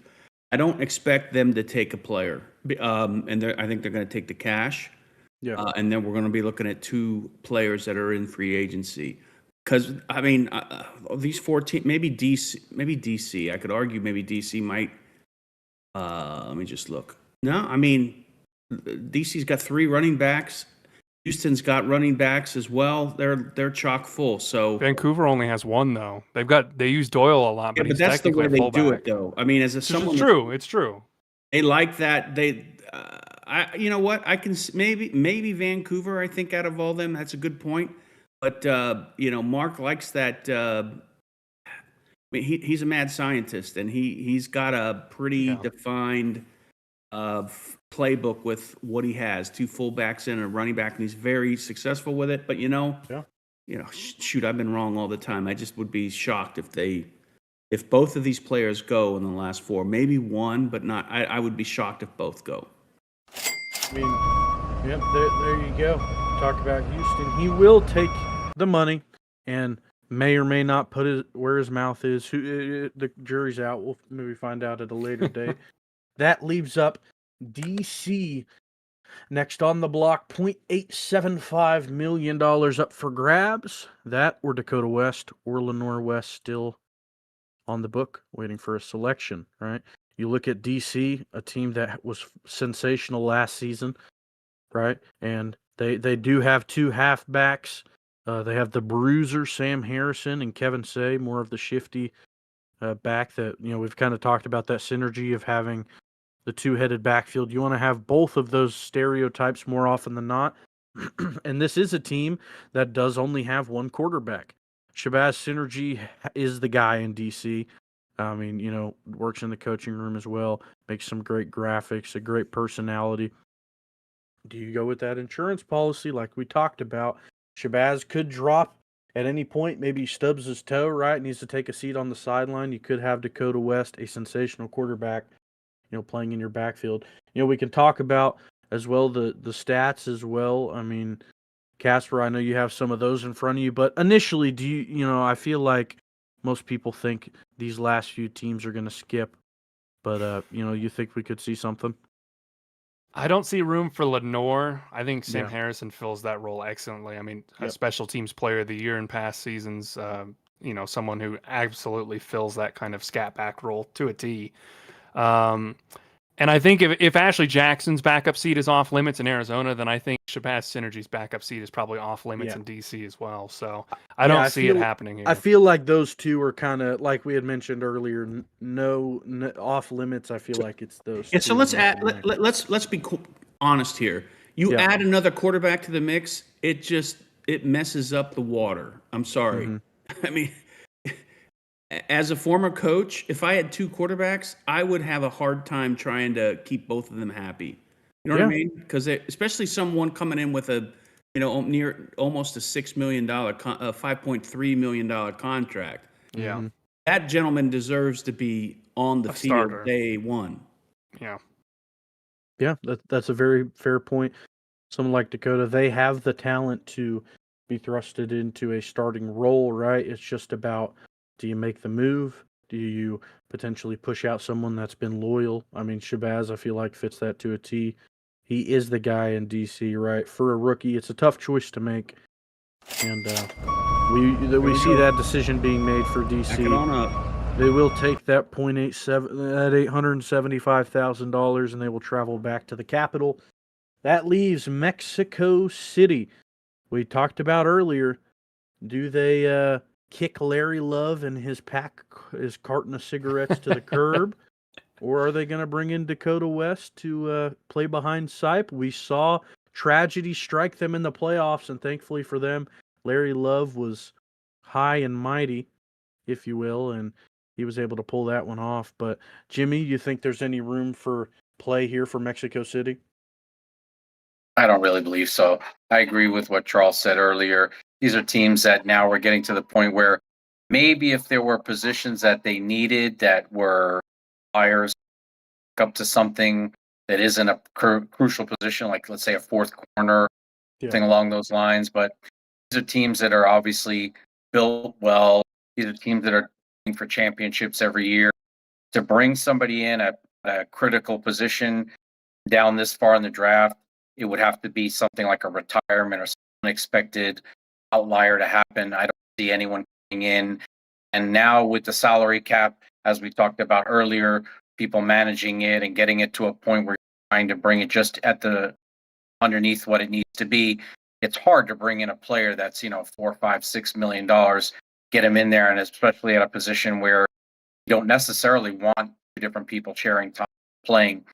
I think that those types of luxuries are really reserved for teams that are rebuilding or retooling. Teams that are coming, off championship years or, going deep into the playoffs. It's tough to find a fit for the players. Yeah. I think this might be Dakota West's last potential port of call, if only because Sipe got injured in the playoffs, and that might still be kind of looming a bit larger in the minds of Mike Daggs and Ramos Lynn over there. But I tend to agree with you guys. I think that at this point, I don't really see a home for either of these two on these final two teams here. I think they're well-built rosters, and I just think that it's a bit too high of a luxury tax to pay to get either Dakota or Lenora. Yeah, and my thought is, as a GM, right, and someone who is excited to hopefully see these people find a home, right, is for this, especially later down the board. You look at these teams, and if you're a playoff caliber team, odds are you're above that roster minimum, right? So, maybe come to some terms with these rookies, right, and be like, look, we want you to have a home, and I guess this is something you look at if you're a rookie. Am I content being in a backup role but having a home, right? You tell them, look, you can have a home. You're not going to be starting, but you can be with us. And think about it. They'd be on a championship caliber team. You tell them you're not going to get playing time. And this first season, they are free from the salary cap. They cost $0. for this first season if you're above the roster minimum. If you need to cut ties next season, at least they had a home for a season. That's the way I see it. I could be complete, others have their opinion. That way. It doesn't work that way. At the end of the season, aren't you going to get tagged with that salary? I mean, not if they scoot on out, Maybe you got to open the door for them. Yeah, we will see a selection. Oh, Mexico City is taking a pick with the 20th overall quarterback, selection. Dakota. We're going to find out. Let's kick it over to our SFLm commissioner, Dakota. Omas. You think it's going to go Dakota, huh? Okay. Yeah. Thank you, DJ. And with the 20th overall pick, the Mexico City Aztecs have selected Dakota West, Nice. quarterback, Okay. San Diego Aces. And they pull the trigger. Wow. Larry Love has been shipped out of Mexico City. An icon. An icon of the league. But for maybe another, Dakota West, an incredible person. The great money trucks you're seeing at the bottom of the screen, say a thank you to Dakota West for those graphics being sent our way. Someone who is hilarious to talk to, a good locker room presence, and a very talented back if Sipe is to ever go down. There's another element here that I think we all missed around Dakota West. If he is open to shaving any of that dollar amount off, he can donate it to someone. Yeah. So if someone on Mexico City is short on, bank, you've got a cash cow coming in. And if West is willing to be that cash cow, it could turn out pretty dang good for Mexico City. Yeah, I think Mike Daggs thought all the way through, and they made a fantastic picking Dakota West. I think they're very excited to be over there in Mexico City. I'm super happy for them. And I think Mike Daggs in Mexico City got a steal, and someone, like you said, Charles, could push money towards other players, and they are someone who would do that. They're someone who is going to be willing to help in the locker room, right? And someone who would Here's push the those challenge, things. though. I mean, it's maybe not a challenge. It's a nice situation to be in. He comes in with 100 in-game rating, which is higher than Sipe. So what do you do? Does Sipe want to take a step down? I don't know. I mean, from my standpoint, the waters get muddy. Yeah, maybe so. But, a home is a home, and they now have one. Dakota West moving over to Mexico City. That's why Eddie got rid of me as a GM. I don't know what the hell I'm talking about. Man. So, we have another QB in the mix. That leaves one player left on the board, and it is Lenore West. I think out of all of these last maybe 5 teams, I think Vancouver, if anybody, may take the shot. Right? I agree. We talked about them being free. Lenore West will be free your first season. They have only one halfback. We know Mark Lopez, he likes his fullbacks, right? But I'm going to go back to the fact that that's a cash cow coming in at $6.6 million. And if West is of the right mindset and willing to cut some of that fat off and, share it with some of the other team members, that's what Lopez, chomping at the bit for. So I think that it may work out in Vancouver. Yeah, I mean, they are clearly someone. I mean, you saw last season they won the championship. They're a contender. They have been the last few seasons. I mean, if you're going to join any locker room to be someone that will, give money transfusions, if you will, to other players to help maybe win another championship, Vancouver has to be your best case scenario. I mean, they just did it. They have a very similar roster, if not better than the previous season, right? You look at them as a whole. I sure hope that that West gets picked here, because what I've been saying all night, I'm going to have a family of Wests waiting out by my hot tub, ready to roll me when I go out there. So, yeah. Well, hopefully That's fair. You'll have to send Not your a wife little- a message. Jimmy's just Maybe their straight face. They're not even a little smirk. He's just, wow. he's I'm just locked waiting, in. Charles. He's tough. He's I say. He's waiting out there with the he is. West He's with me family. with he's waiting When I'm for not- me with his Taze. I'm not talking. Charles gets mad, and then when I talk too much. Hey, Charles, you got me started. Me, come on now. Come on. That's not a You way to got build a friendship. Yes, I'd like to say first things first. I am super excited that Mexico City took the quarterback because there's nothing more fun than a draft of unexpected surprises. Everybody on the panel True. thought we were done. That was it. Nobody was picking anybody else. This was a pleasant surprise. I'm really glad to see that happen. And another thing to mention there, Charles, just in the world of GMing, because I know that Michael is phenomenal with all these numbers, and like you, I'm not exactly always called in for everything, but Michael schools me. I believe, if I'm not mistaken, the way it works is we've done it in the past before when we were Denver. If you rookies and have a full roster, their salary doesn't count towards your roster until Yeah, correct. after the season begins. However, a second caveat to that, which, unless I'm mistaken, we did it this year with the rookies that selected to play for us rather than were drafted. You are allowed to offer them a contract that is lower than what they currently make, and they bank the money themselves. Right. So those players, like, let's say now if Vancouver wanted to take the last player on the board, he doesn't necessarily have to give his money to somebody else. He can bank that money himself. And then down the road, parts ways with Vancouver, or to move on, he'll still have that money. So I think it is a win-win for Vancouver now, looking at their roster. Like you guys said, they only have one halfback. This is the perfect dream ending. Get that last player on that last team, let them bank the money, and eventually, if there's not enough room for both running backs, move on maybe to another team. But this is a Cinderella story in the making right now. If we get to a draft that had only 8 players with 20 some odd teams and each player makes it up until the last pick, I'd love to see. So what I would add to that is, if they were to talk to this back and say, hey, if we draft you, are you willing to donate some of that money?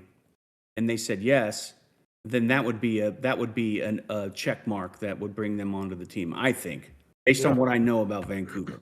Well, also So- to add on to what Jimmy said too, not only do you get those bonuses, but you also get another bonus from actually being taken in the draft. Right. So you get even more money on top of the money Right. that you're already getting. So it really could be like a supercharge We get 3 mil? financially Is type it of 3 mil? situation. You get 2 if you're drafted, Yeah, I think 1 it's 2, if you're yeah. signed. Yeah. Yeah. So, I mean, a lot of money. Lenore West, either way, even if they are signed by a team in free agency after going undrafted, they still will receive $1 million as a rookie signing bonus, and they will still be free to whatever team picks them up. And I feel like we had mentioned earlier, out of these last maybe 6 teams, Vancouver needs a back the most on their roster, right? Yeah. We know they like the fullbacks. We know Mark Lopez likes them, but I mean, having 2 fullbacks never hurts, especially a free one for now. DJ, can I step in for a moment and just make sure that we give our flowers statistically to Dakota West as well, because we absolutely. haven't gotten to touch on that just yet. Throughout the season, 174 of 291. That's a 59.8% completion percentage. 2,079 yards passing. 14 touchdowns to 18 interceptions in terms of that ratio there. In the playoffs, though, the one playoff game they got to play in San Diego, 23 of 38. That's a 61% completion percentage. 353 yards passing. 4 touchdowns. 5 interceptions as well. So a bit of a Brett Favre game there, kind of. But 5 games in the season, over 60% completion percentage, and 3 games with 3+ touchdowns. The comp that I immediately go to is kind of Drew Brees on stilts, because Dakota West is 6'8", by the way, which is insane. But someone who is one of the most accurate quarterbacks in the minor leagues coming out this season, over 60% completion percentage, I think is such an under talked about stat across the league. If you can have a high completion percentage, not only are you moving your offense more efficiently, but you're also avoiding turnovers, which I think is the big bugbear that we've all kind of tried to get around the last couple of seasons. Really models as kind of a prototypical pocket passer, pretty accurate. I think he'd work great in a West Coast style offense, which is kind of what I feel like San Diego was running for a lot of the season. If you can get the ball out quickly, keep that accuracy high, and let Dakota just kind of dice these defenses up and down the field, which also compares pretty well, I think, to what Jordan Sipe does well. So if he does end up going down in a game, you're getting someone that I think pretty closely models his profile as your backup to go into, which is nice for Mexico City. Yeah, absolutely. And excuse me, it is 3 million if you are drafted, 2 million for signing. So, more money if you're drafted, less if you get picked up. Kind of as the parameters were set whenever we had the opt-in system in place. So Vancouver has the decision, like we said, of maybe trying to influence a cash river to go through Canada, or they're just going to take their $0.8 million and they'll decide to do with it as they see fit. Well, I'll tell you what, it's taken a long time, DJ. So It sure is. They're mulling it over. There's only so many talking points you can talk about. You know what else is a great talking point we can talk about, and something I wanted to touch on now that I can, that we have some free time. I wanted to, give a thank you to the great work that, the last 2 seasons we had a change in the SFLm. And I wanted to say, and give some credit and some flowers to Alex West, who was our commissioner of the SFLm for the past 2 seasons. Did great work. Got to know him even better than I did before. Great friend of mine. So many evenings sitting in a VC with this guy talking about football while he produced great things behind the scenes, and gave us, some great football to watch in these last 2 seasons, and saved what would have been a dead league, gone and forgotten, right? And of course, as well, we have to celebrate our new SFLm commissioner, who we have had the pleasure of getting to see every once in a while in sporadic spurts over these last, how long have we been live? Over these last few hours, it feels like, it's only been 2 hours. And she's taken the reins. Alex still sticking around as production, so we're still going to have some great game and some great football to watch, but things gonna, certainly gonna hope to improve even more with her addition. And there you go. Oh, That cha-ching goes around the desk. Vancouver decides to run back up north and take their $0.8 million. Free agents, Lenore West will be sent that way. And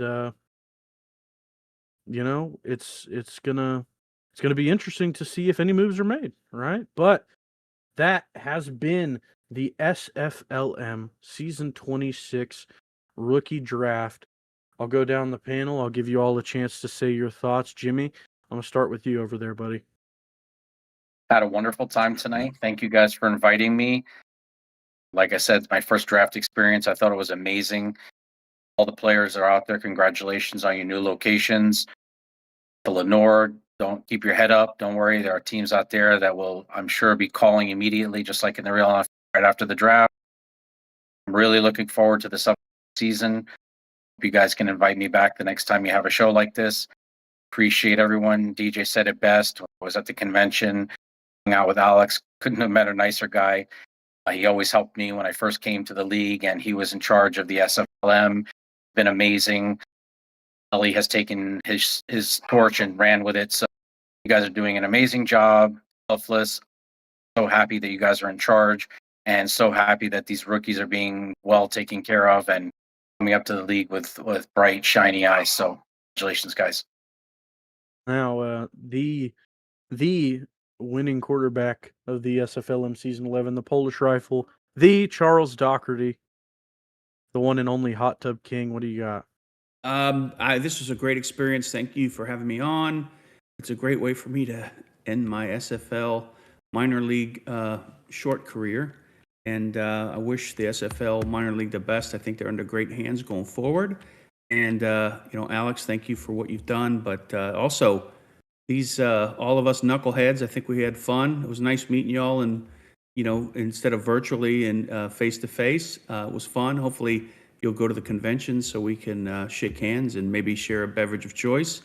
But it was a good evening and fun. Couple twists and turns, but I think for the most part, I think the teams made some smart drafts, and looking forward to the next season. All right, Casper. I mean, yeah, a pleasure to be here. Thank you for letting me be the panel's resident stats nerd tonight. It was a pleasure to talk with all these fine gentlemen who I look up to. And yeah, again, to mirror what Charles and Jimmy said, I mean, firstly, people have to give more credit to Alex. I don't think people really understand just how dire of a situation the minor league was really in when he agreed to step in and run the minors for us. And it's a debt that I'm not sure can be repaid very soon, if potentially ever. So thank you to Alex, and I hope that he gets his flowers from the rest of the community. A big thank you to Ellie as well for stepping in and taking the torch and running with it, as Charles said. It's really nice to see that the league that I think doesn't get as much shine, but I think is cared about just as much, if not a little bit more, by some of the community, has hopefully a very healthy future ahead of it. And I'm really excited for next minor league season. I think it's going to be exciting. Very excited for all of our drafted players here. Lenore, I know, is going to be getting her phone, her phone's going to be going absolutely off the hook crazy right now. So I'm sure she will be absolutely spoiled for choice. And I look forward to that contract announcement probably in the next 10 minutes or so. And as for the rest of the draftees, congratulations. I'm sure everyone's going to be, I don't think we're ever going to have a draft like this before or after where every single player is going to be as impactful as they will be to their teams. So I'm very excited. This next season is shaping up to be one hell of a ride. And I think I'm looking forward to watching all these rookies and everyone else find their feet as season 26 gets underway. Absolutely. Thank you so much, Casper. It was a pleasure to have you. Charles as well. Jimmy, it was great to sit here with you guys and, man, really have a what I think turned out to be a great draft. Only one rookie that didn't find a home, and like we said, I'm sure they will very shortly. Ladies and gentlemen, thank you so very much for joining us for this 2 hours this evening on this Friday night to bring the SFLm rookie draft back to life. It has been resuscitated, and hopefully in the future we can continue this great tradition and continue to and just have a great atmosphere in the league and all come together for a good moment and welcome players into the league. For myself, from Ellie Diomas behind the scenes, Alex West, who's been pushing the buttons all night, and of course from the money truck, we love you all and we wish you all a great night.